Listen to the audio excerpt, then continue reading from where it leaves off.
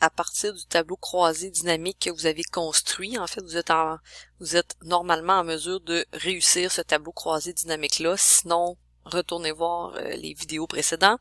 Donc, à partir du tableau croisé dynamique de la variable nombre d'entreprises, on copie ce tableau-là et on vient coller sur une nouvelle feuille que j'ai appelée nombre d'entreprises. Donc, sur la nouvelle feuille nombre d'entreprises, attention, attention, toujours un collage de valeurs. Donc, bien important, collage de valeurs. Donc, il reste à respecter les normes de présentation pour ce tableau. J'ai mes 3 colonnes. La première colonne représente la variable étudiée. Quelle est la variable auquel je m'intéresse? Ici, je m'intéressais au nombre d'entreprises pour lesquelles les secrétaires travaillent, ont déjà travaillé en fait dans leur carrière. Donc, nombre d'entreprises. Deuxième colonne, les fréquences absolues. Donc, je devrais nommer l'unité statistique ici. Donc, bien regarder, on s'intéresse au nombre d'entreprises, on a questionné qui, ou on a mesuré ça sur qui, sur quoi. On a questionné des secrétaires. Donc, l'unité statistique, ce sont des secrétaires, donc nombre de secrétaires. Et fréquence relative, pourcentage de secrétaires. On peut écrire sur 2 lignes pour éviter d'avoir un tableau extrêmement large pour rien. Donc, mettre nos pourcentages affichés en pourcentage plutôt qu'en décimaux. 1 ou 2 décimales après la virgule.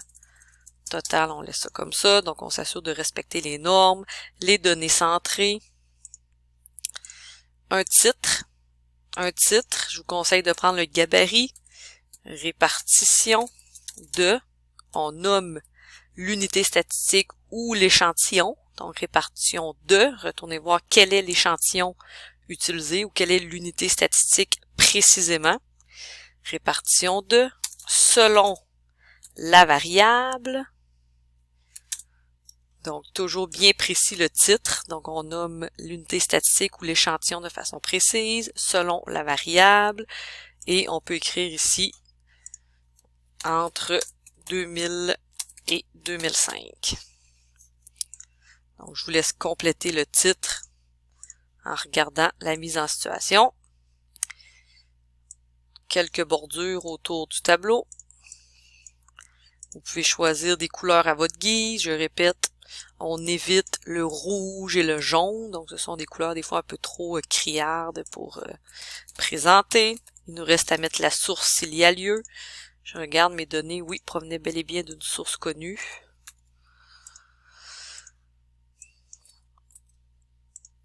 La source toujours en plus petite taille.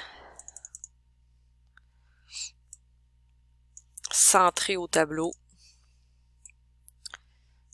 Et assurez-vous aussi de prendre la même police de caractères pour tout le tableau. Donc, si vous avez décidé d'écrire en Times New Roman 12, qu'on essaie de garder la même chose pour le tableau, sauf le titre qu'on peut mettre en gras. Et ce qui est trait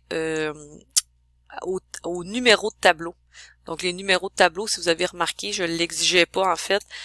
Ça serait exigé peut-être dans le cas où vous auriez un gros rapport statistique à remettre. Donc, à l'intérieur des laboratoires, je l'exige pas nécessairement.